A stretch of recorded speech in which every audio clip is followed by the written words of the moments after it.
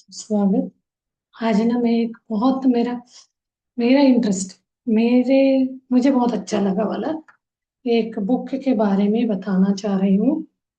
बताना क्या, मैं पढ़ के बताऊंगी इसको।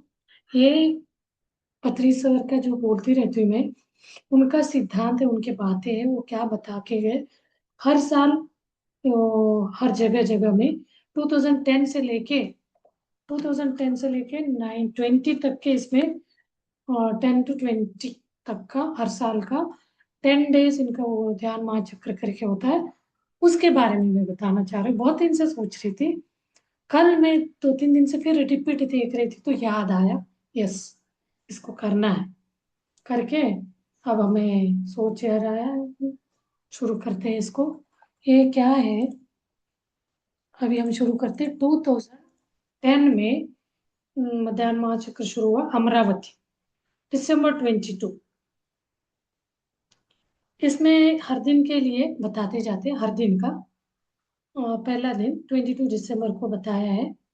तो मैं उस वो पिक्चर ही यहाँ रखना चाह रही हूँ। वो अभी आ नहीं रहा है, कल रखूंगी। तो डेली वो पिक्चर रख के बताऊंगी मैं। चलिए आज फर्स्ट डे शुरू करते हैं। मैं कितने दिन तक चलता है देखते हैं। है बहुत अच्छा बात, देखते हैं क्या आता है, कौन कितने इंटरेस्टली देखते हैं क्या करते हैं। अब पहला दिन का है, ध्यान करने से ही हम मिलजुल कर रह सकते हैं। तो ध्यान का अर्थ है, इसे हेडिंग है, ध्यान का अर्थ है खुद के साथ मिलना। ध्यान में हम खुद के साथ एक हो जाते हैं। बिना ध्यान के हम विभाजित होकर जीते हैं। ध्यान नहीं है तो आत्मा, शरीर, बुद्धि और मन अलग अलग दिशाओं में चलते हैं। ध्यान में जब ध्यान में जब इन सबका मिलन हो जाता है तो विभिन्न दिशाओं में बिखरी हुई ऊर्जा और खंडित भाग सब एक हो जाते हैं। ये क्या चीज? आत्मा, शरीर, मन, आत्मा, शरीर, बुद्धि और मन, ये चारों एक हो जाते हैं। पांचवा परमात्मा को मान पांच पा लेते। और शरीर, मन, बुद्धि और आत्मा का मिलन ही ध्यान है। बहुत सटीक है, आपको सुनेंगे तो बहुत मजा आएगा। और आगे, उस स्थिति में मैं और तुम का भाव भी नहीं रहता। जब आत्म स्थिति में रहेगा तो मैं तुम कुछ नहीं रहेगा। जब आंखें खुली है तो विभिन्न आंखें खुली है तो भिन्नता दिखाई देती है। आंखें बंद होने से हम अभिन्न हो जाते हैं। भिन्नता से अभिन्न हो जाते हैं। जब हम खुद के साथ एक हो जाते हैं तभी दूसरों के साथ मिलजुल कर रह सकते हैं। जब तक आप एकत्व में नहीं हो तब तक संसार में सुख नहीं है। और यदि प्रत्येक व्यक्ति के साथ मिलजुल कर रहना है तो उसका एकमात्र मार्ग है कि पहले हम खुद के साथ एक हो जाए। ध्यान में रहकर ही हम खुद को शांत करके दूसरों के साथ कुछ खुशी से रह सकते हैं। व्यर्थ ही बातों से झगड़ा होता है, इसीलिए मुंह बंद करें, मन को शून्य करें, आंखें बंद करके थोड़ी देर के लिए सभी शारीरिक क्रियाएं बंद करके सांसों के साथ एक हो जाए। सांसों के साथ एक होकर हम कमल फूल की भांति या एक नवजात शिशु की तरह बन जाते हैं। ध्यान करने से शरीर आरोग्य होता है, मन को संतोष मिलता है, बुद्धि का विकास होता है, आत्मा का अनुभव होता है और हम एक दूसरे के साथ मित्रता और एकता से रह सकते हैं। हम हमेशा अपनी प्रगति के लिए कार्यरत रहते हैं। जो जितनी मेहनत करता है उसकी उतनी ही प्रगति होती है। बुढ़ापे में घंटों ध्यान करना अत्यंत कठिन है, इसलिए बचपन से ही बच्चों को ध्यान कराना सिखाना चाहिए। ध्यान सबसे उच्च शिखर है। जैसे पहाड़ पर चढ़ने के लिए बहुत ऊर्जा चाहिए, ऐसे ही बचपन और जवानी के समय जब शरीर में ऊर्जा है तभी ध्यान करना शुरू करें। भागना दौड़ना बहुत आसान है, कुछ भी न कह करते हुए शांत बैठना बहुत मुश्किल है। जैसे रोना आसान है, हंसना मुश्किल है, अकेले रहना आसान है, मिलजुल कर रहना मुश्किल है। वहाँ झगड़ा होना शुरू होता है। जब आप संग में रहते हो तो सबका ध्यान अनुभव सुनना है और अपना अनुभव दूसरों को बताना है। दूसरों का अनुभव सुनना है और अपना अनुभव बताना है। ये पीएसएसएम का मुख्य सिद्धांत है। पीएसएसएम यानी पिरामिड स्पिरिचुअल सोसाइटी मूवमेंट।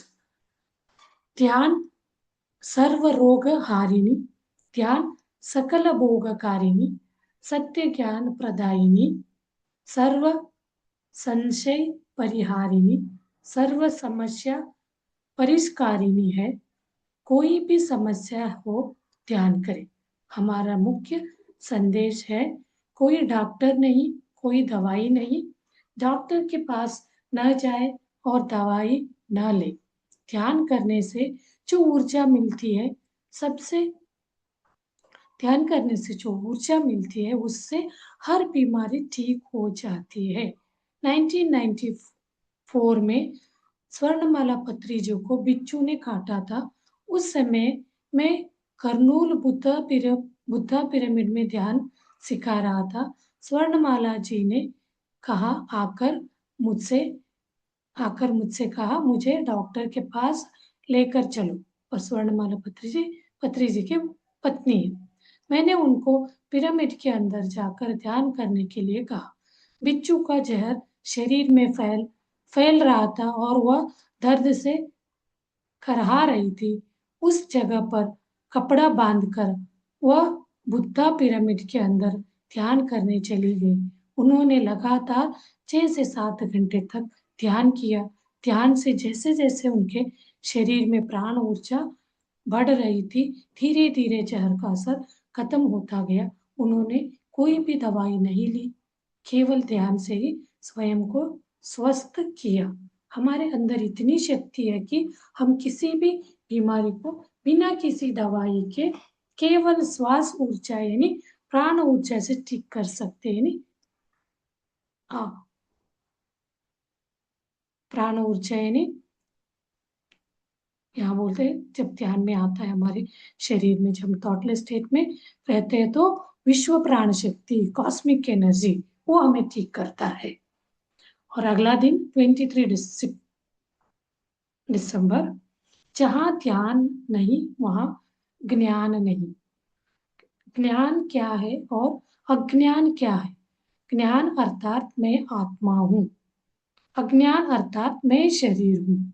समझ रहे क्या बात बोले? हमेशा याद रखना है, हम सब भगवान हैं। ध्यान से ही ये ज्ञान आएगा। ध्यान से ज्ञान, ज्ञान से मुक्ति।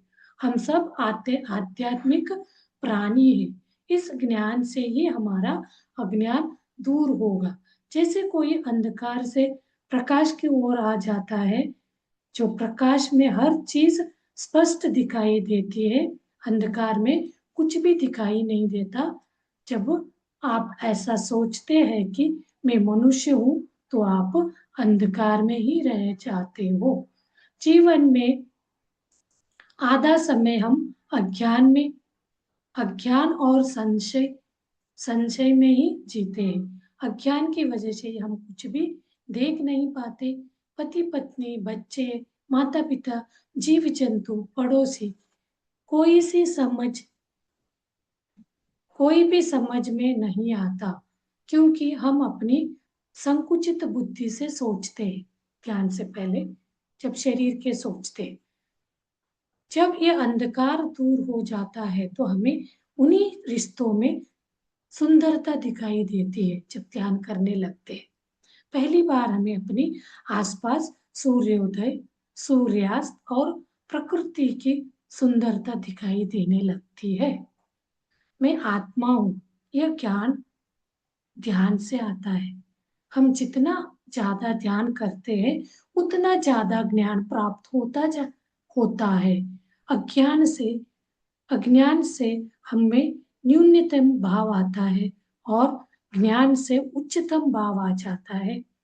जब ये ज्ञान आता है कि मैं भी भगवान हूँ, तुम भी भगवान हो, हम सभी भगवान हैं, तो उच्च और निम्न भाव किस लिए है?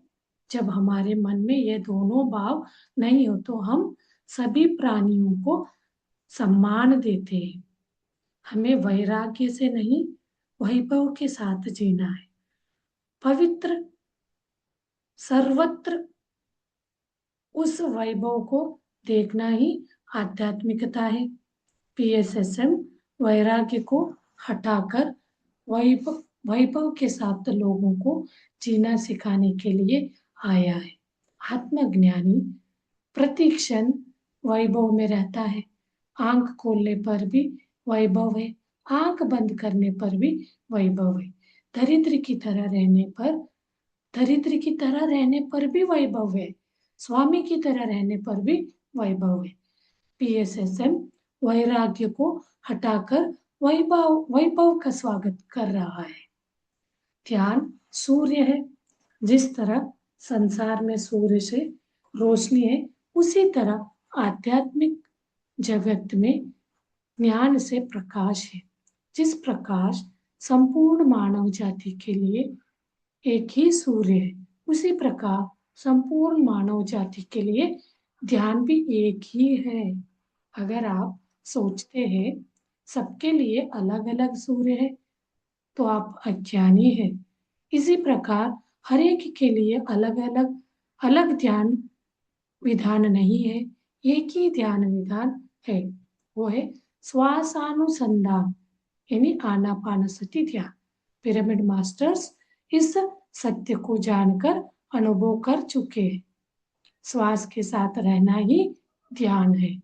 जैसे सबके पास खंड है पर सब कंठ है, सॉरी, सबके पास कंठ है पर सब गायक नहीं है।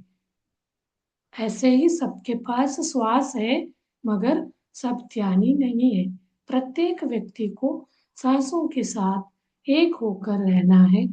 श्वास ही कामधेनु, अक्षय पात्र, चिंतामणि, ऐरावत, वज्रायुध है। जैसे कुलकर गाना संगीत है, वैसे ही श्वास के साथ रहना ध्यान है। पिरामिड मास्टर्स ने एक ही ध्यान यानी श्वासानुसंधान संधान को ही अपनाया है। ध्यान हर एक संकल्प को पूरा करने वाली एक पूरा करने वाली और सभी समस्याओं को नष्ट करने वाली मणि है। ध्यान सब कार्य को पूर्ण करने वाला अक्षय पात्र है। इस अक्षय पात्र से आपको जो चाहिए वो मिलेगा। ध्यान से सिर दर्द से लेकर कैंसर तक सब बीमारियां ठीक हो जाएंगी। ध्यान को लोक कल्याण के लिए उपयोग करने वालों ही पिरामिड मास्टर है। अगर आप दूसरों के विनाश के लिए ध्यान शक्ति का उपयोग करते हैं तो ये एक शूद्र विद्या है। इस स्थान से सामूहिक ध्यान की तरंगे निकलकर पूरे भूमंडल में जहां जहां नकारात्मक भाव है उसको रूपांतरित कर रही है। तीसरी आंख से देखने पर ही ये पता चलता है। पिरामिड मास्टर जन्म से ही ज्ञानी है। वह कितने ही जन्मों में लोक कल्याण कर चुके। लोक कल्याण करना हमारे लिए नई बात नहीं है। ध्यान में आने तक हमें पता नहीं कि हम लोक कल्याण के लिए आए हैं। जब तक हम ध्यान में नहीं आएंगे हमें नहीं पता।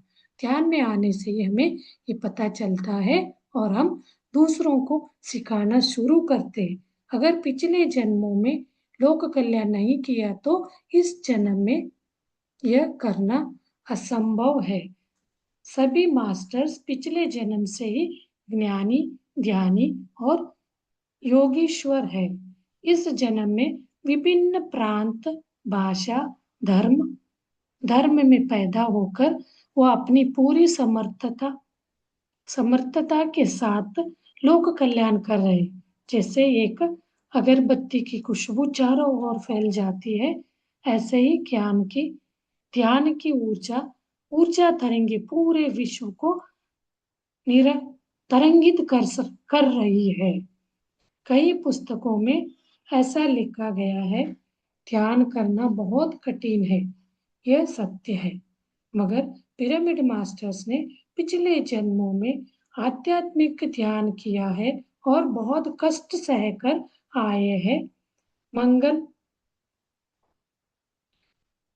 मंगलपल्ली बाल मुरली कृष्णा ने 4 साल की, कृष्ण भगवान का बोल रहे हैं यहाँ, 4 साल की उम्र से ही संगीत कार्यक्रम देना शुरू कर दिया था, क्योंकि उनके पास पिछले जन्मों का अत्यधिक अनुभव था।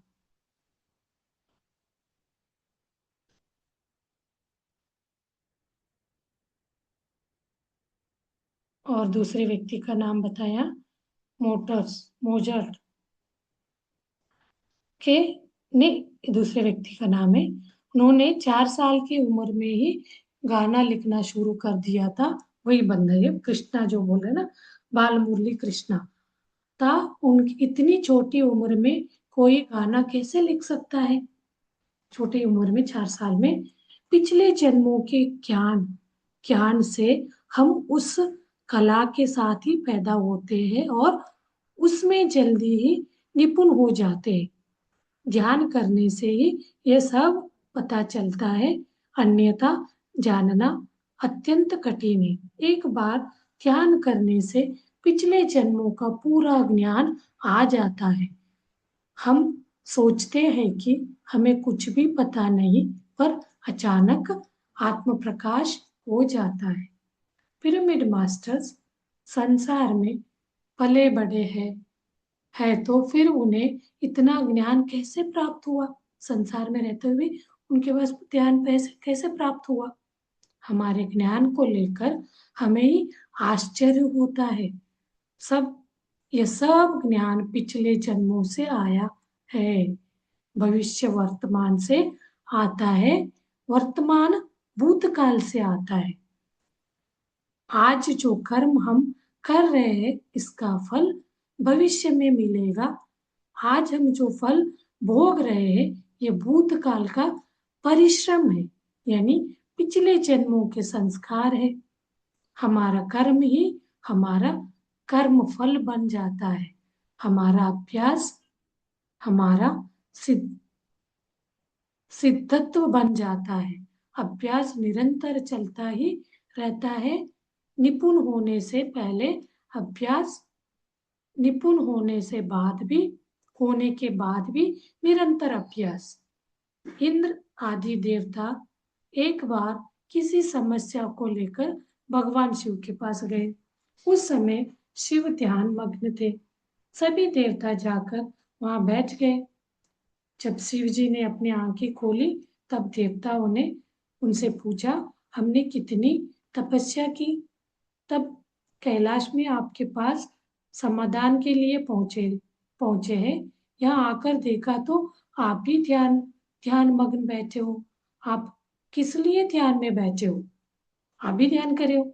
तब शिव जी ने कहा, आपके लिए मैं महान हूँ। शिव जी बोले, आपके लिए मैं महान हूँ। मेरे आगे भी बहुत उच्च लोग हैं जो मेरे से उच्च स्तर पर है। मैं उनके साथ ध्यान के द्वारा संपर्क करता रहता हूँ। कैलाश से आगे भी बहुत सारे उच्च लोग हैं। आपके आपको सिर्फ मेरे बारे में ही पता है। मुझे उच्च लोगों के बारे में भी पता है। आप इसको बार बार सुनिए, बहुत अच्छी चीज। एक बार और आगे, एक बार भगवान बुद्ध ने अपने शिष्यों से कहा, मैंने आप सबको कितना ज्ञान दिया है, क्या आप जानते हो? शिष्यों ने कहा, आप स्वयं ही बताएं। बुद्ध ने एक विषय विषय को शिष्य को कहा, बुद्ध ने एक शिष्य को कहा, सामने पेड़ से पत्ते तोड़कर ले आओ। शिष्य कुछ पत्ते लेकर आया। बुद्ध ने पूछा, तुम्हारे हाथ में कितने पत्ते हैं? शिष्य ने कहा, जितने पत्ते मेरे हाथ में आए हैं मैं उतने ही लेकर आया हूँ। बुद्ध ने पूछा, पेड़ पर और कितने पत्ते बाकी है? शिष्य ने कहा, अनगिनत। बुद्ध ने कहा, जो भी अभी तक मैंने तुम्हें बताया है वह तुम्हारे हाथ में आए पत्तों जितना है। पूरा पेड़ जानना अभी बाकी है। समझ आया? ये कहानी है, बुद्ध की बातें। तो हम जो बता सकते हैं वो बहुत कम है, हमें जो जानना है वो बहुत ज्यादा है, यानी पूरे पेड़ के जितना।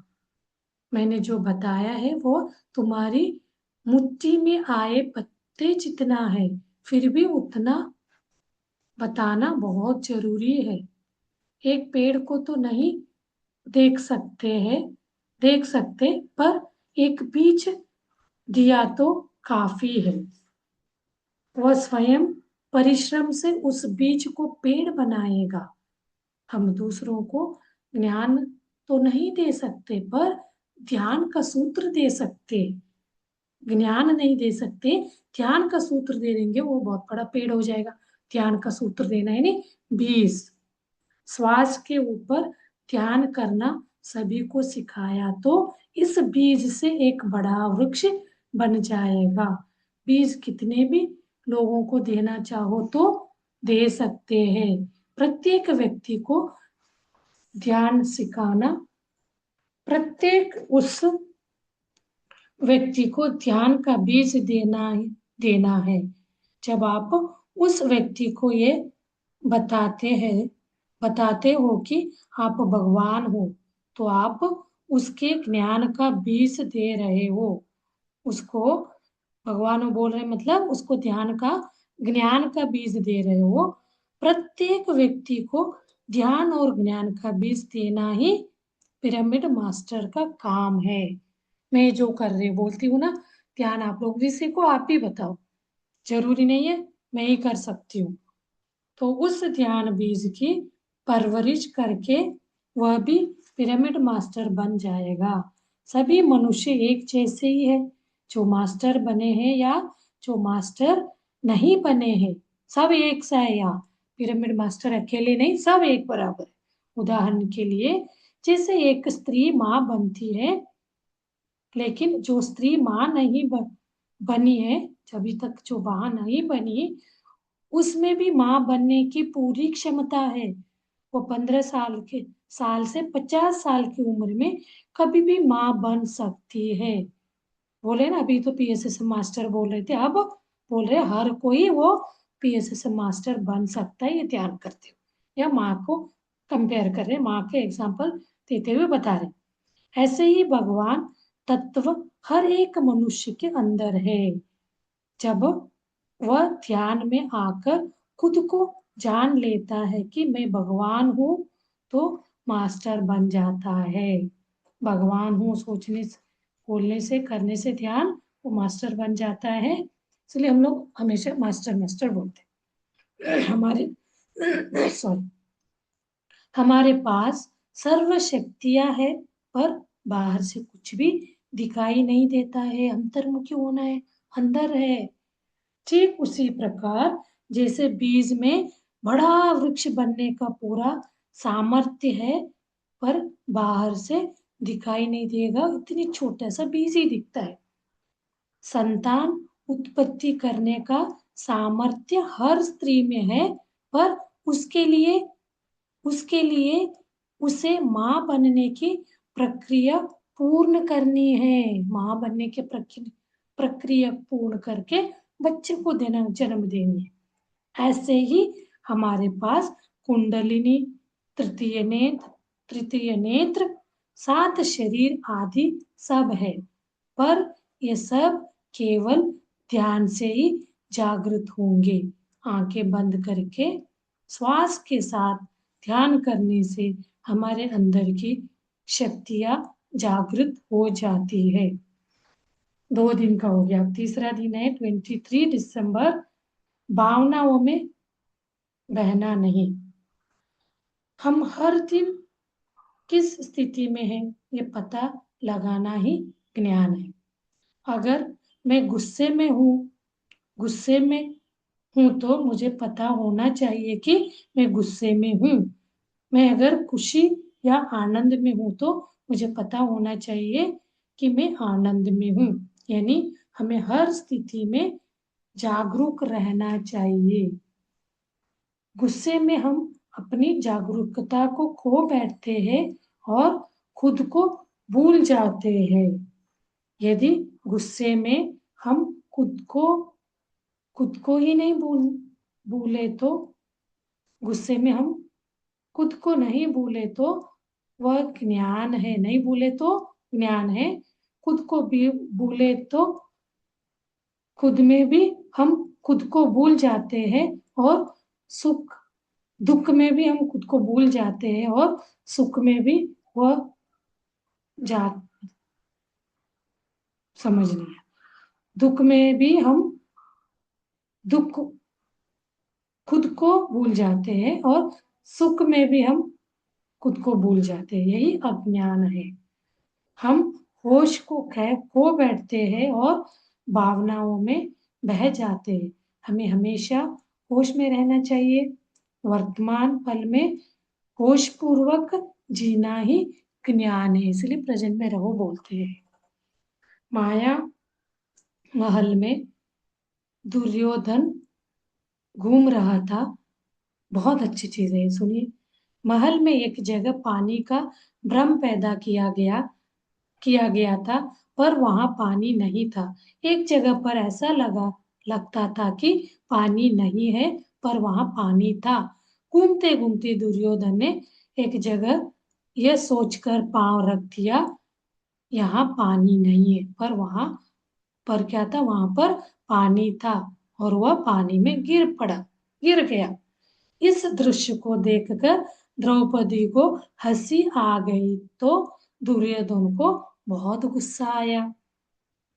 मैं एक राज राजाधिराज राजकुमार हूँ और यह स्त्री मेरी हंसी उड़ा रही है। एक स्त्री के सामने मैं अपमानित हुआ हूँ। यदि यह क्रोध 5 मिनट तक रहता तो उसका दुख भी 5 मिनट बाद चला जाता, क्योंकि द्रौपदी जानबूझकर नहीं हंसी थी। कोई भी अगर केले के छिलके पर फिसल कर गिर जाए तो हमें हंसी आ ही जाती है। दुर्योधन अगर इतना अपमान महसूस नहीं करता और उस भावा भावावेश में बह नहीं जाता तो वह सहज था।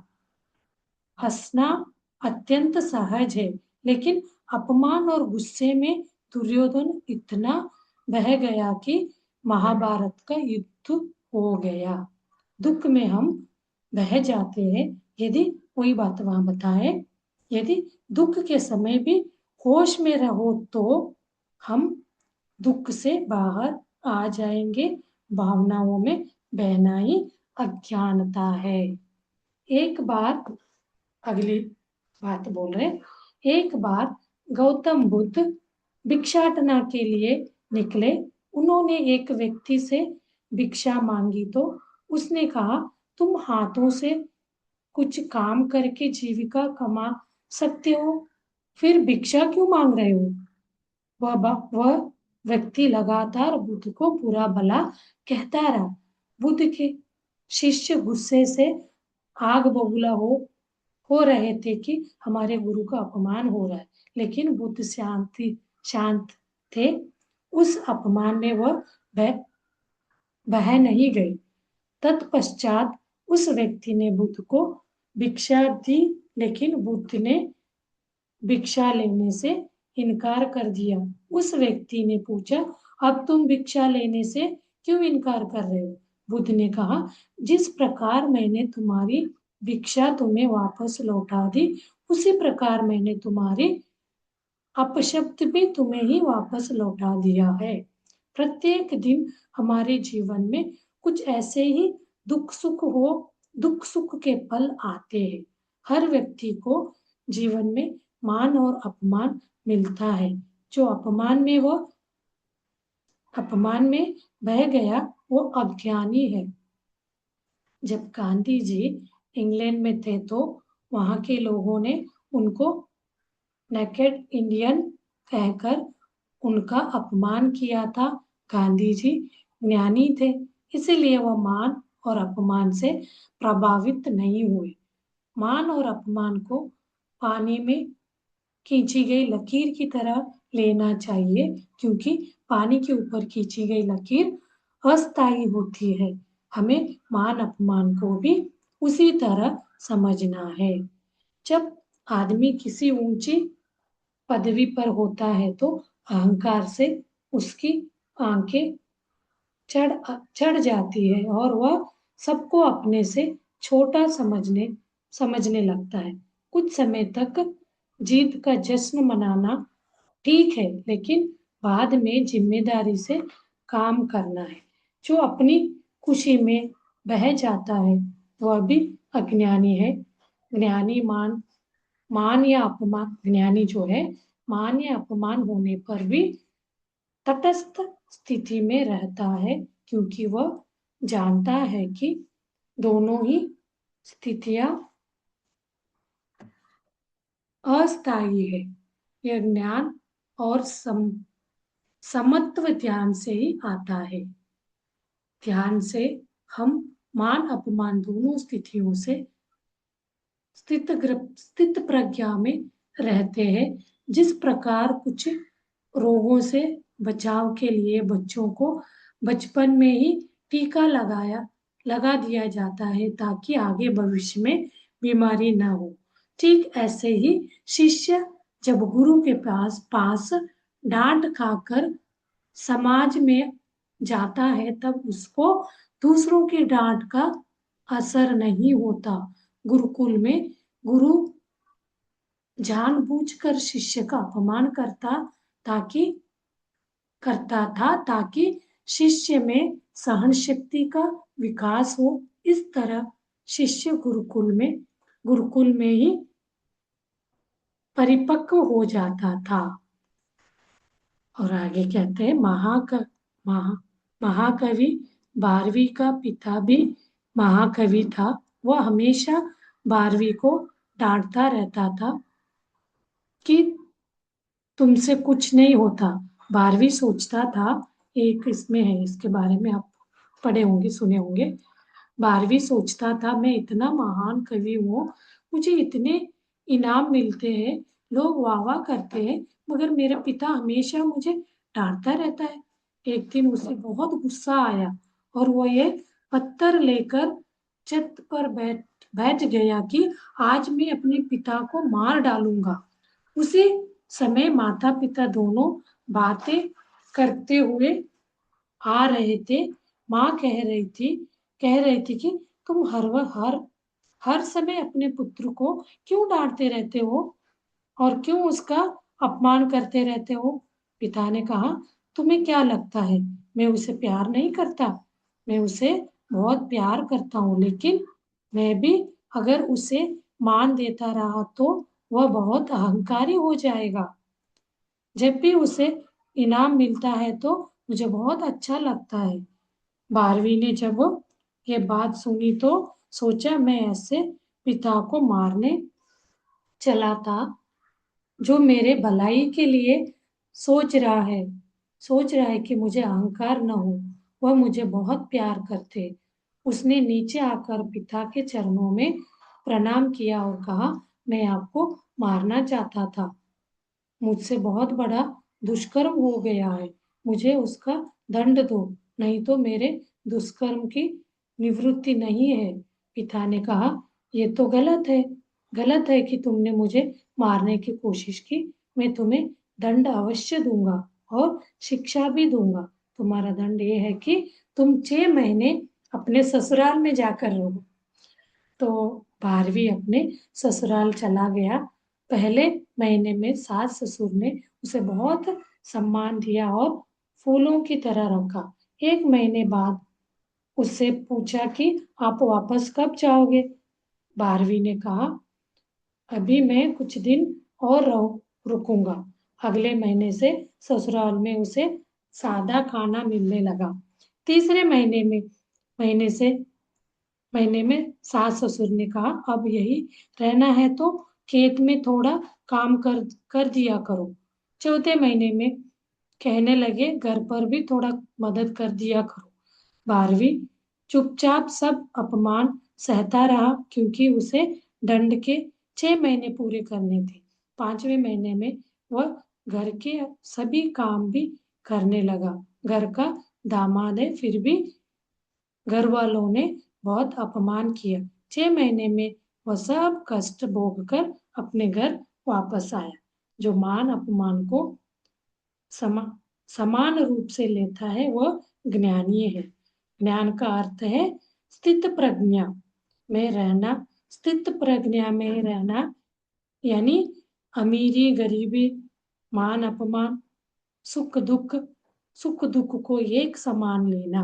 समत्व योग उच्चारते यानी यानी ज्ञानी के लिए रात रात गई तो बात कही, लेकिन अज्ञानी बातों को नहीं भूलता है। हाँ, अब आगे आगे कल करेंगे। अभी नेक्स्ट डे का नेक्स्ट करेंगे कि मास्टर ये चीज मैं करूंगी तो पढ़ के सुनाती जाऊंगी। है तो 200 पेज का है। चलिए, तो नहीं तो मैं इसको आपको रेफरेंस भी दे सकती हूँ। मैं सुनती हूँ, वीडियो भी बनी हुई है, बहुत अच्छा लगेगा। तो इन सबको अपने प्लेलिस्ट में डालूंगी, आप लोग सुनिए। रियली बहुत अच्छा है। जितने भी यहाँ है ना, मैं आपको अच्छा लगा आज का। मैं थोड़ा सा हिंदी में इतना ये नहीं हूँ, उस बुक में बहुत अच्छे से वो 40 मिनट्स में, 1 घंटे में पूरा पढ़ के एक एक साल का पूरा करा है। ये 10 10 डेज का है, 10 टू 11 डेज। तो मैं उसका प्लेलिस्ट डालूंगी, आप लोग प्लीज प्लीज प्लीज, ये मेरा रिक्वेस्ट है, सुने। जितने भी मैं इसको इसमें भी डालूंगी, और ये वाला रिकॉर्डिंग को यूट्यूब में जितने भी मास्टर्स है सब लोग सुने, उसका प्लेलिस्ट में शेयर करूंगी। 11 एपिसोड है पार्ट में, उसको डालूंगी मैं। तो मैं आज इंटरेस्ट जगाने के लिए बोला, प्लीज अभी ये चीज आज कल करके मैं कल आपको शेयर करूंगी। इसके एक एक एपिसोड को आप सुनना है, लगा के आप सुनते रहिए, काम करते रहिए, कुछ भी हो। तो आप इसका आपके ऊपर क्या असर है वो आप खुद ही मुझे बताए, नहीं बताए, बट अपने आप में आप पूछे क्या है, ये सही है। तो ये इतने ही आप एपिसोड देखेंगे सुनेंगे ना, तो मैं ये ध्यान क्यों करा रही हूँ, ये वाला क्लासेस क्यों ले रही हूँ। कोई आए नहीं आए फिर भी कर रही हूँ, कोई ऑनलाइन में आता नहीं आता तब भी कर रही हूँ। तो ये मुझे कोई ना कोई तक पहुंचेगा, ज्ञान की बातें, उनका जीवन सुधर जाए, चेंज हो जाएगा। सुधारने के लिए हम कोई नहीं है, कोई किसी को नहीं सुधार सकता है, ज्ञानी बन जाएगा, आत्मज्ञानी। वो चीज उद्देश्य मेरा इच्छा है। चलिए मास्टर्स, मैं अभी ध्यान तो नहीं कराऊंगी, आप लोग करिए ध्यान। ध्यान करो तो डेली बोलती हूँ मैं, तो इसको समझे। इसके मैं प्लेलिस्ट को अपने इसमें भी डाल दूंगी, यूट्यूब में भी, यूट्यूब में लिंक डालूंगी। देन प्लेलिस्ट तो यूट्यूब में ही रहेगा, उसको मैं अपने ग्रुप में शेयर करूंगी। देन इसको फेसबुक में भी शेयर करूंगी। बहुत इंटरेस्टिंग है, बहुत बढ़िया है। मैं 3 4 बार सुन चुकी हूँ, वही बात को तो बहुत बार, बहुत सारे इसमें से कुछ कुछ टॉपिक को मैंने यहाँ बताया है। तो अभी ये आपकी बारी है, तो बोलते ना, ये मेरा रिक्वेस्ट है, आप लोग सुने। के मास्टर चलिए, मैं करूंगी तो कम से कम 20-30 एपिसोड में जाएगा। 12 एपिसोड में आप उसको सुन सकते, 11 के masters. Thank you very much. फिर कल मिलते हैं, 9:30 का मेरा सेशन है। कल हो सके तो मिलूंगी, कल भी कोई दूसरे काम आ गया तो नहीं मिल पाऊंगी। Okay, thank you very much.